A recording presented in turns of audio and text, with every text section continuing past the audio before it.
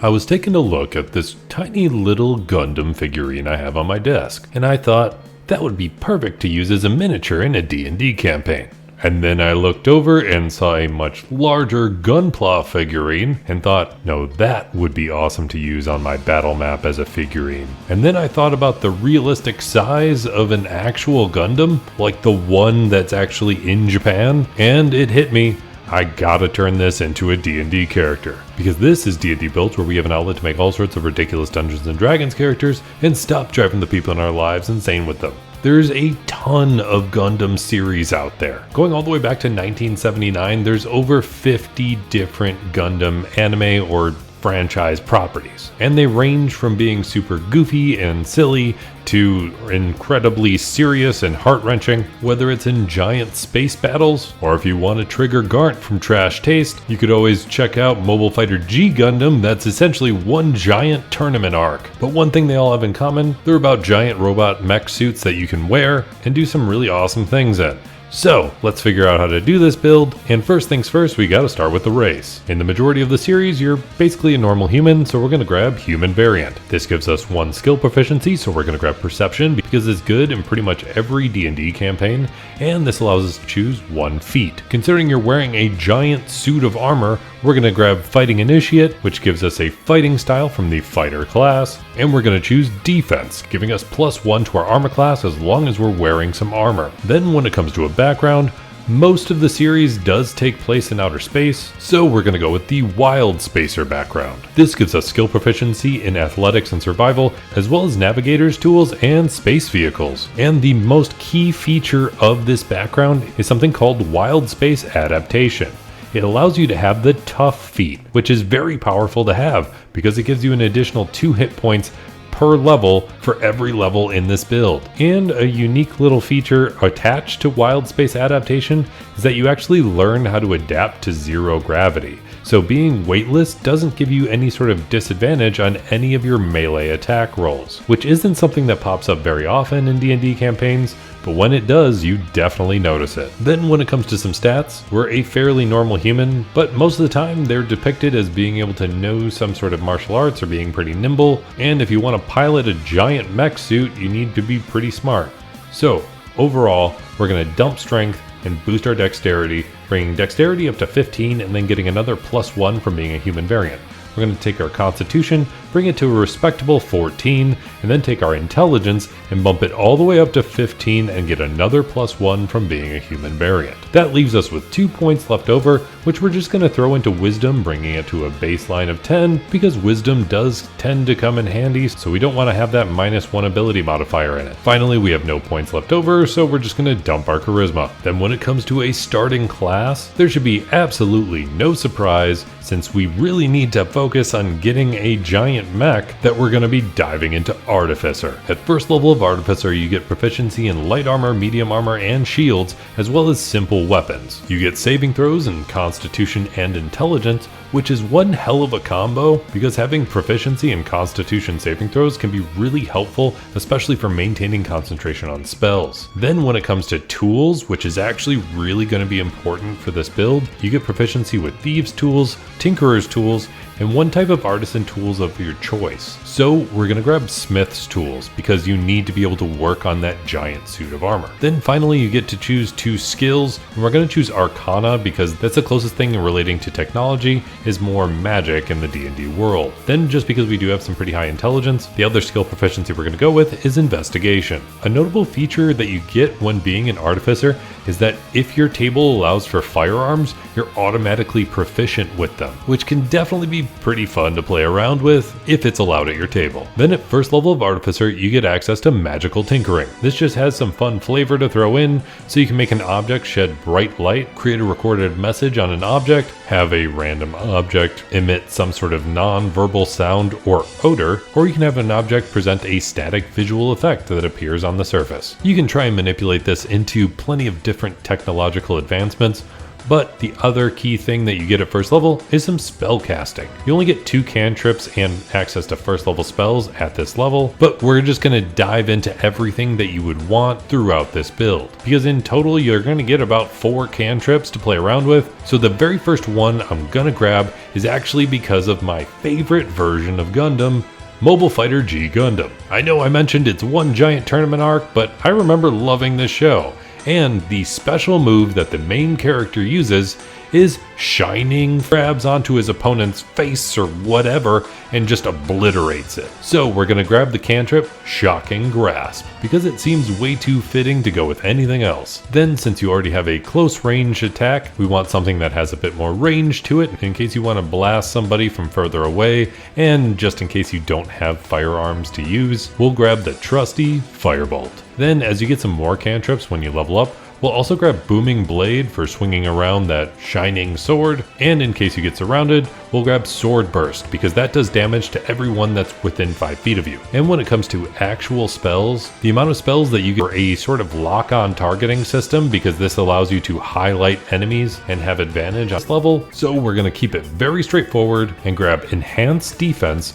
giving us +1 to our armor class when we throw this onto a suit of armor or a shield, and that actually gets boosted up to a +2 once you hit 10th level in this class. Then the other infusion I would grab at this level is going to be an Enhanced Arcane Focus. This gives you +1 bonus to spell attack rolls, and your spell attacks get to ignore half cover when making a spell attack. This also gets boosted up to a +2 when you hit 10th level in this class. Then at 3rd level of Artificer, you get to choose an Artificer Specialist, which is basically just a subclass. And there should be no surprise here, you're wearing a giant suit of armor, so we're gonna go with an Armorer. When you choose this subclass, you get Tools of the Trade, giving you proficiency with heavy armor, and you gain proficiency with smith's tools, but since you already have that, you can choose any other type of artisan tools that you want. You get some special armor spells that don't count against the number of spells that you know, so these are basically just free spells that you get to learn, and at this level you get Magic Missile and Thunder Wave.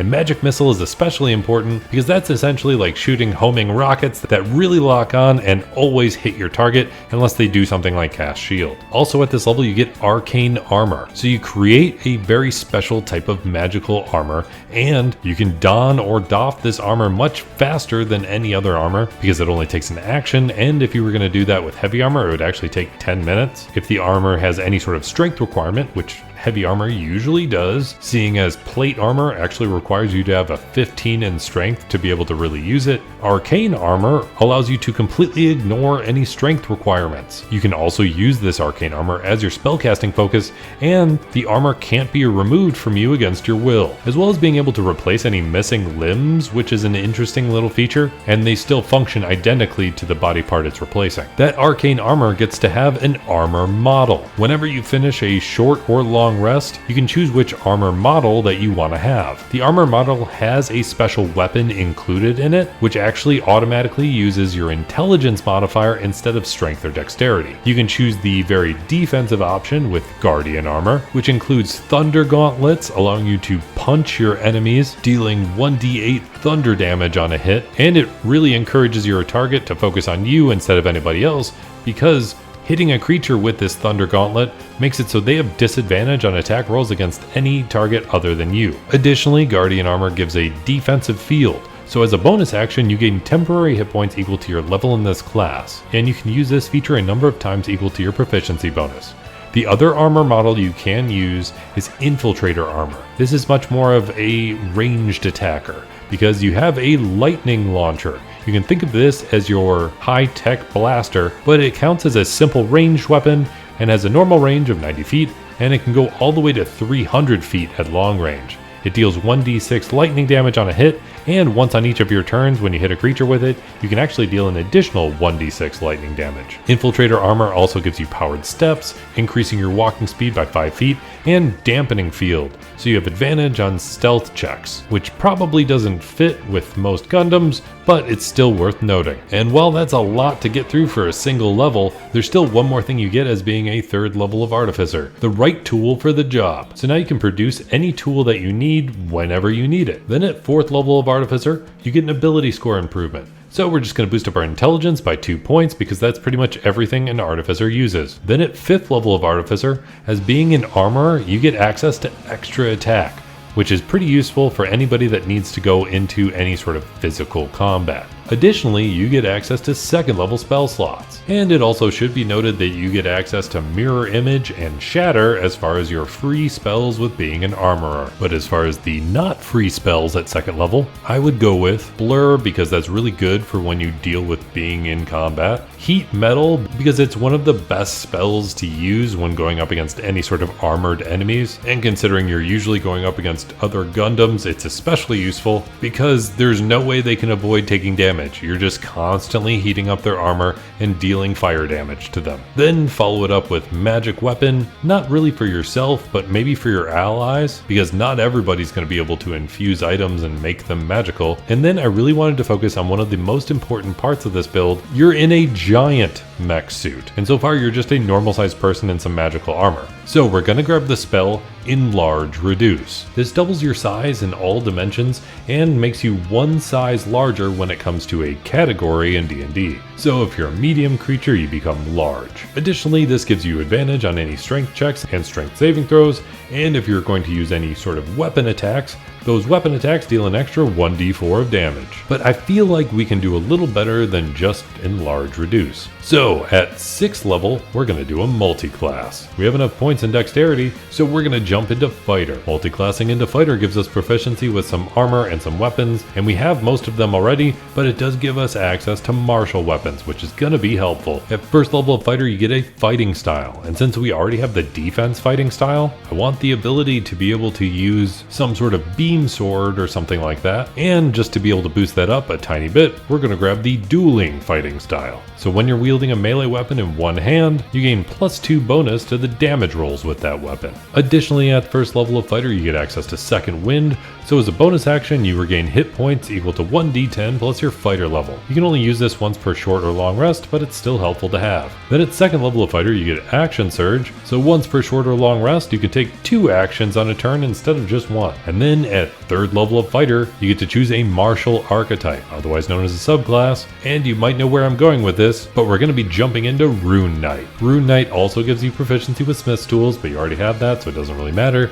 And you get to speak, read, and write Giant if you want that for whatever reason. Additionally, you get access to Rune Carver. So if your infusions weren't enough, now you can carve some runes onto that armor or weapons. You can only know 2 runes at this level, and you have to choose between a cloud, fire, frost, or stone rune. There is a hill and storm rune available at 7th level of Rune Knight, but we're probably not going to get there. I think it's a little more fitting to go with the Fire Rune and Frost Rune for the runes that we know. Fire Rune is really going to synergize with being an Artificer because whenever you have to use a tool, your proficiency bonus is going to be doubled for any ability check that you make, and if you invoke the rune, when you hit a creature with an attack, the target takes an extra 2d6 fire damage, and it can be restrained for 1 minute using these fiery shackles. And then the other rune we're going to grab is a Frost Rune because a lot of times you're in outer space, it's pretty cold, or at least that's the justification I'm using, and this gives you advantage on animal handling and intimidation checks, and if you invoke the rune for 10 minutes you get a +2 bonus to your ability checks and saving throws that use strength and constitution. And this is actually really helpful because you have to make constitution saving throws to maintain concentration on spells. So that +2 bonus is really going to be helpful. But really the main reason we chose this subclass is because of the other feature you get at 3rd level, Giant Might. So you have learned to imbue yourself with the might of giants. As a bonus action, you magically gain the following benefits for 1 minute. If you are smaller than large, you become large, along with anything you are wearing. You have advantage on strength checks and saving throws, and once on each of your turns when you hit with a weapon attack or unarmed strike, you can deal an extra 1d6 damage on the hit. So if you invoke this as your bonus action, and then you use your action to cast an Artificer spell, casting Enlarge Reduce, Giant Might brings you from medium to large, and Enlarge Reduce brings you from large to huge, which I think feels a bit more like an actual Gundam, because you're literally the same size as a fire giant now. Then instead of continuing on as a fighter, we're going to jump back over to Artificer, and at 6th level of Artificer we can use 1 more infusion, and now that we have access to martial weapons, I would grab Enhanced Weapon. This gives us a +1 to our attack and damage rolls, and that levels up at 10th level of Artificer as well, bringing it to a +2. Additionally, you get tool expertise. So your proficiency bonus is now doubled for any ability check that you make that uses your proficiency with a tool, which is a bit redundant with one of the runes we already have, but it's still nice to have in case we ever want a different rune. Then at 7th level of Artificer, you get Flash of Genius. So when you or another creature you can see within 30 feet of you makes an ability check or saving throw, you can use your reaction to add your intelligence modifier to that roll. You can only use this a number of times equal to your intelligence modifier, and you regain all expended uses when you finish a long rest. Then at 8th level of Artificer, you get another ability score improvement, so we're just going to go ahead and max out our intelligence because that's pretty damn important as an Artificer. And then at 9th level of Artificer, you get access to 3rd level spell slots. As being an Armorer, you get Hypnotic Pattern and Lightning Bolt, which you can really think of as doing a massive blast from any sort of blaster that you have access to as being a giant Gundam. And the other spells I would grab are all about movement, because I would grab Haste, which doubles your movement speed, and you can make one more physical attack every turn. And just because I love the spell, I would grab Ashardalon's Stride. This seems pretty fitting considering you usually have things similar to like jet boots, because this spell makes it so billowing flames blast out of your feet, granting you explosive speed. Your speed is increased by 20 feet, and you don't provoke any opportunity attacks. When you move within 5 feet of a creature, it takes 1d6 fire damage just from the heat coming out of your jet boots. And you may have noticed that I completely ignored grabbing any sort of flying spell. And that's for a reason, which we will get into in just a tiny bit. Also at 9th level of Artificer, you get another feature from being an Armorer. You get armor modifications. So now you can actually infuse items directly onto the armor that you're wearing. And each armor counts as a separate piece, whether it's your boots or chest piece or special weapons, any of that. And the maximum number of items that you can infuse at once increases by 2. So this really boosts up your overall potential. I'm going to save one of those infusions for next level, but with the extra freedom of choice with some infusions, I'm going to grab at least one. I was going to grab the very awesome Gloves of Missile Snaring because then you could just snatch projectiles out of the air, but even though it's slightly more boring, it is much more practical to grab the Goggles of Night, giving you some dark vision, which you're definitely going to need. Then at 10th level of Artificer, we get Magic Item Adept. So now you can actually attune to up to 4 magic items at once, and you can craft magic items a little faster. And since we held off on one of our infusions from last level, and we just so happen to get one more infusion this level, we have a whole list of new infusions that we have access to at 10th level. So we're going to grab the Winged Boots. So now you have a flying speed and you can zip around without worrying about casting any sort of fly spell, which is why I avoided grabbing it earlier. And then additionally, we're going to grab the Gauntlets of Ogre Power. So now your strength is automatically set at 19. So if you want to use any sort of actual melee weapon other than your Thunder Gauntlets, you have a bit more freedom because you're actually going to be able to do some damage with it. So I would definitely pick up a longsword, which you have access to thanks to your fighter multiclass. You can give it what is now a +2 thanks to your enhanced weapon, and on top of that +2 you have another +2 just to your damage thanks to the dueling fighting style. So that means with all of this mixed together, you have a +6 to hit between your 19 in strength, plus your infusion, which doesn't even include your proficiency bonus, which would boost your accuracy even further, and you have a +8 to the damage, thanks to your infusion, your dueling fighting style, and your strength of now 19. And on top of that, even if you're up close and personal being worried about getting hit, you don't have to worry all that much, because your enhanced defense also got boosted to +2 at this level, and you have the defense fighting style. So if you have a shield and some plate armor that became your arcane armor, your armor class right now is a whopping 23. So you're pretty damn hard to hit no matter what. Then at 11th level of Artificer, you get access to a spell storing item, so you can store a 1st or 2nd level spell from your Artificer spell list that requires 1 action to cast, and you can either save it for later or give it to a party member so they can cast using your ability scores, but they're still going to be the one concentrating on it. Then at 12th level of Artificer, you get access to an ability score improvement, and you don't have to worry about your strength because you have that covered with items. You don't have to worry about your intelligence because that's already maxed out. I'm not going to bother with your constitution because we're going to cover that one one later, so I'm going to go ahead and grab a feat. We're going to grab Warcaster. This gives us advantage on Constitution saving throws to maintain concentration on spells. You can perform somatic components of spells even if both of your hands are occupied by weapons or a shield. And when a hostile creature provokes an opportunity attack from you, you can use your reaction to cast a spell against that creature, which I would just lean into Booming Blade. That way they're really not inclined to do any more movement, because if they move after being hit by a Booming Blade, they take additional damage. And considering you already have plenty of bonuses to the attack damage and attacking with a sword, which would be required as part of Booming Blade, I think this is really a feat that's going to help us. Then at 13th level of Artificer, we get access to 4th level spell slots. So I would grab Summon Construct, because that's essentially what you're doing when you summon your Gundam, and we'll grab Elemental Bane, because you are doing elemental damage pretty often,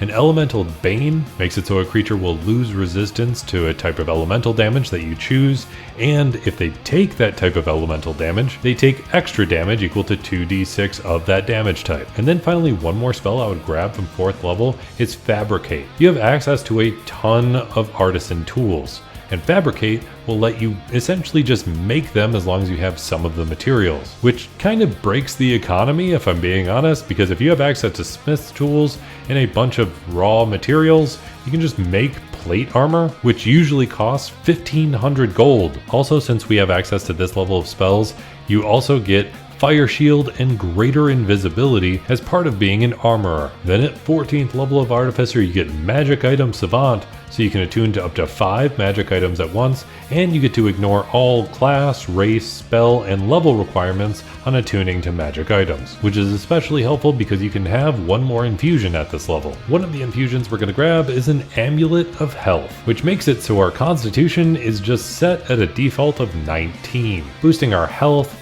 our concentration checks, and any sort of constitution saving throws that we'd have to worry about. Then I also want to go ahead and swap out one of our infusions, because we have the Gauntlets of Ogre Power, but we can do a little better by replacing those with our Belt of Hill Giant Strength, making it so our strength is set at 21 instead of 19. So we now have maxed out strength, maxed out intelligence, and a more than respectable constitution. Then at 15th level of Artificer, you get another feature from being an armorer, Perfected Armor. So your Guardian Armor and your Infiltrator Armor get some upgrades. Your Guardian Armor makes it so when a huge or smaller creature you can see ends its turn within 30 feet of you, you can use your reaction to magically force that creature to make a strength save, and if it fails, you pull that creature up to 30 feet towards you. If you happen to pull that creature to a space within 5 feet of you, you can make a melee weapon attack against it as part of this whole reaction. You can use this a number of times equal to your proficiency bonus, and you regain all uses when you finish a long rest. As part of the Infiltrator Armor, any creature that takes lightning damage from your lightning launcher glimmers with magical light until the start of your next turn. It sheds dim light in a 5-foot radius, and it has disadvantage on any attack rolls against you. And additionally, this makes it so the next attack roll against it has advantage. And if the attack hits, it takes an extra 1d6 lightning damage. Then at 16th level of Artificer, you get another ability score improvement. And frankly, I'm running out of stuff to give this character. So just because most of the Gundam shows have Mobile Suit Gundam in the name, I'm gonna grab the feat Mobile. This increases your speed by 10 feet, and when you use the dash action, difficult terrain doesn't cost you any extra movement. Then finally, when you make a melee attack against a creature, you don't provoke any opportunity attacks from that creature for the rest of the turn, whether you hit or not. Then finally, at 17th level of Artificer and 20th level of this build, you get access to a 5th level spell slot, which is the most that an Artificer can have. As an Armorer, you automatically get the spells Pass Wall and Wall of Force, and we have 2 more spells left that we can actually learn. So I would grab Animate Objects. This allows you to take control over a bunch of different objects. The amount of objects you have control of depends on the size of the overall objects. But similarly to how we use Magic Missile, I like the idea of having a bunch of tiny objects. So if you choose tiny or small objects, you can animate up to 10 of them. If you go with tiny, they have a +8 to hit. and they deal 1d4 plus 4 damage. A small object has plus 6 to hit and deals 1d8 plus 2 damage, and medium, large, and huge also do different amounts of damage and have different amounts of accuracy, and it's a whole bunch of numbers I'm not going to dive into. But I just like the idea of launching a whole bunch of missiles, and this seems accurate. And then the last spell I would grab, just because my favorite version of Gundam is the Tournament Arc one, we're gonna go with Mobile Fighter G Gundam's Shining Finger and grab Big B's Hand. That covers how to become a giant mech fighter in Dungeons & Dragons, and frankly, I didn't realize how overpowered it was until I got to the end of this and realized you have an insanely high accuracy for attacks, you do plenty of damage, you have decent amount of spellcasting, and you're super hard to hit with your armor class. Let me know what you think about this build in the comments down below, or if there's any other builds you want to see in the future, let me know down there as well. And if you want the character sheet for this build or any of my other builds, feel free to check out my Patreon linked in the description down below, like the especially awesome Eagle Board, Mikey Zapita, Z13, Bad in Person, Viral Naravar, Caleb Barone, Yaksha Senpai, the Dino 21, Kilon, or Salvador. Going above and beyond all of that is my Dungeon Master level patrons that I actually go ahead and play D&D with. Braden Aldridge, Connor Kitchen, Daniel Galvin, Ramirez Games, Michael, Eric Wade, GameStake, Tristan Bennett, Benjamin, Devin Happy, Heyo, and Kilo Kilo. They're huge contributors to this channel, and I cannot thank them enough. If you made it all the way to the end of this video, let me know by hitting that like button, and I'll be here hoping you roll at least 3 nat 20s in your next D&D session, especially if you want to strap into a giant mech suit fighting as a huge creature and dealing crap tons of damage while being able to really tank through any hits.